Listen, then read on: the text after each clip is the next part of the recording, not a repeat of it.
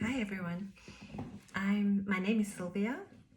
I live in Hamburg and I'm currently doing the conscious parenting and life coaching course with Dr. Shefali in cohort 13. And I've decided that today is the day that I want to upload this video because it's the 11th of November. The 11th portal is open.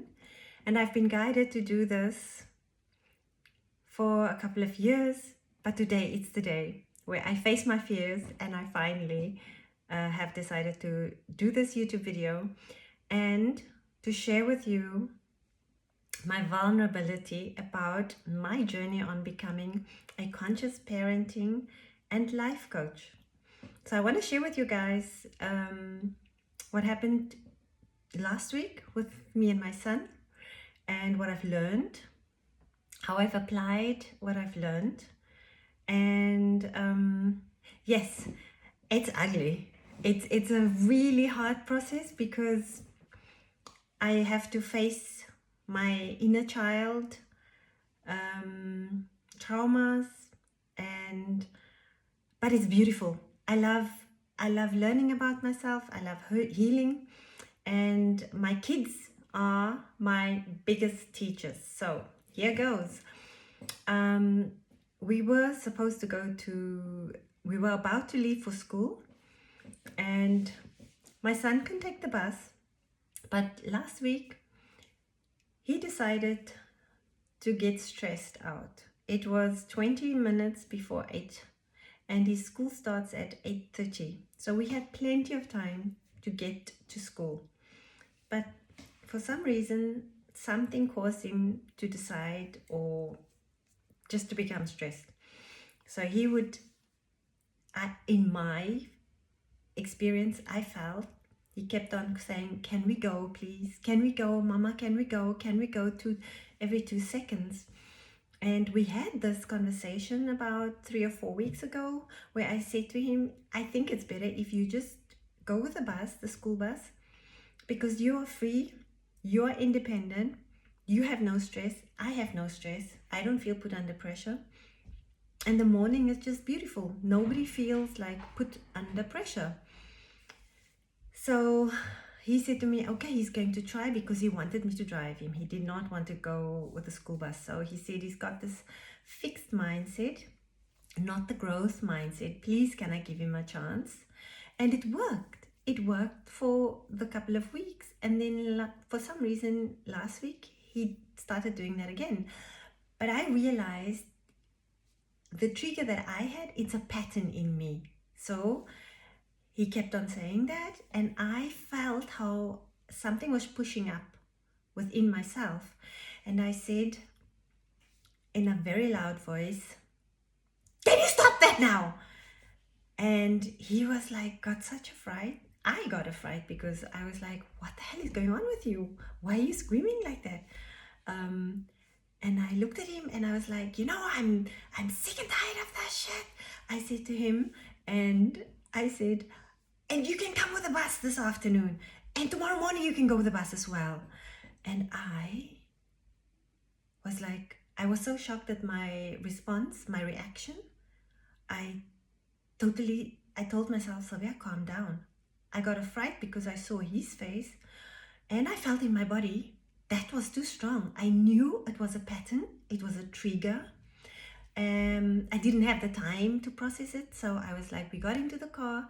I said to him, can we do a meditation just to come back into our heart? Because I felt that the energy, he was totally shut down, and he didn't want me to touch him.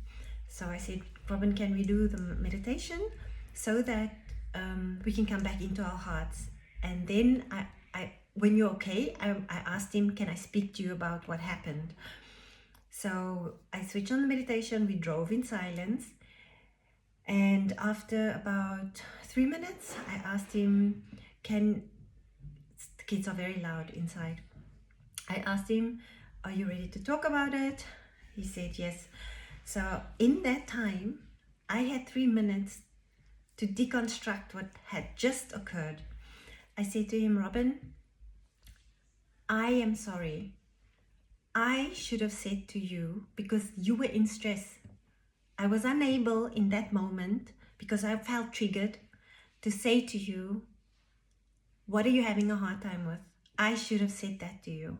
I apologize. Can you forgive me? I said, I was triggered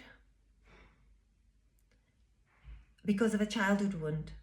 I said, on top of that, I gave you a punishment because I felt stressed and put under pressure, almost controlled, not having the freedom to move how I want to move because of just the energy that you put out, or I felt from you asking me every 2 seconds, can we go? And that made me feel caged in energetically. And while I was driving, I told this to him. I said, I asked myself, when did I feel like that in my life?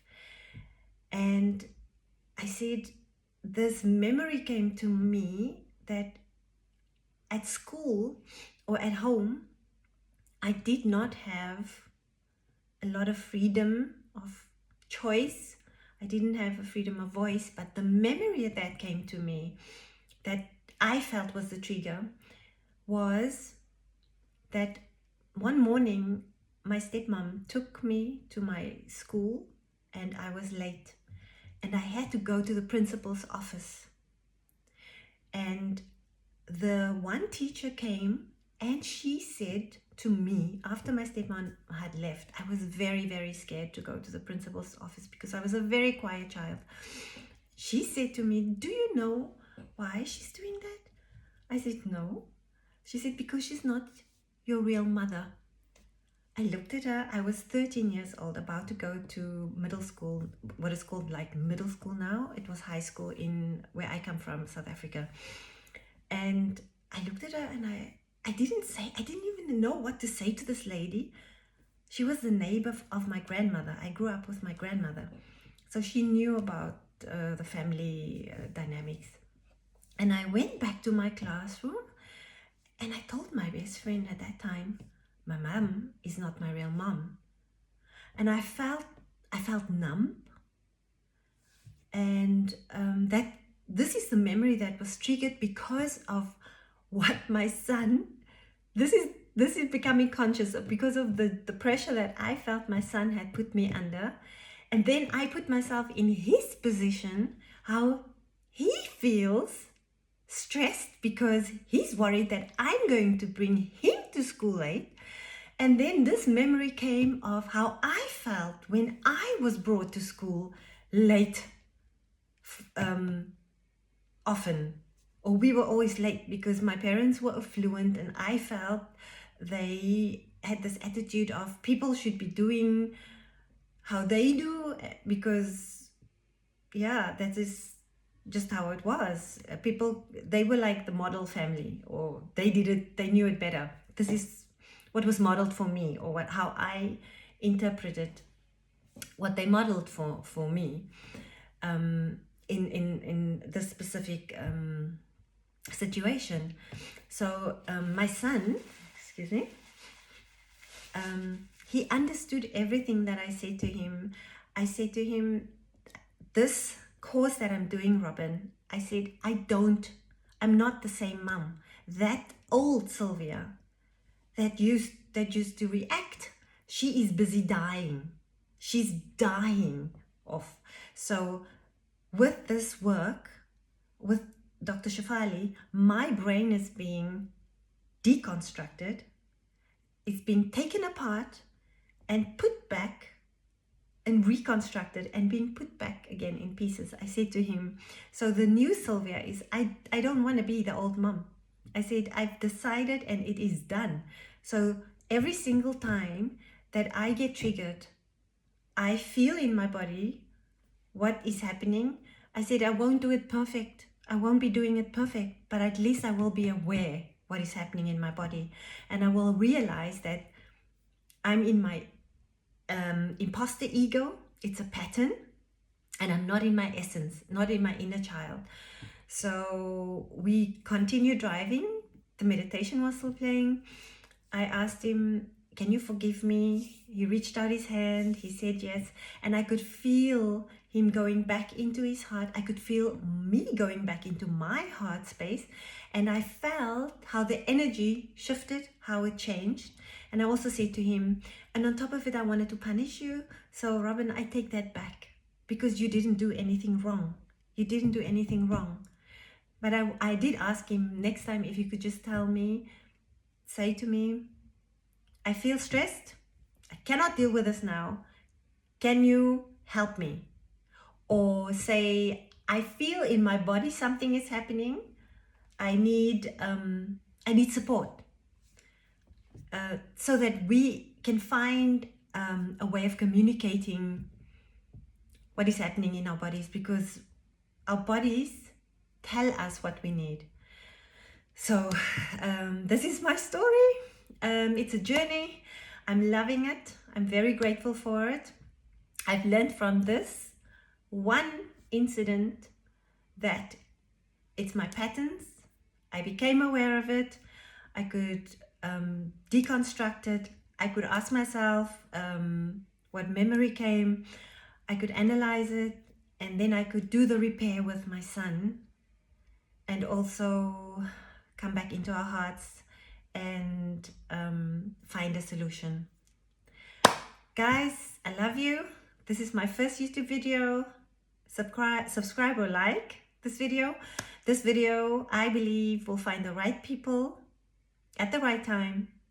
And I hope that there's some awareness for anybody that listened to this video. Sending you lots of love and light. Bye-bye from Hamburg.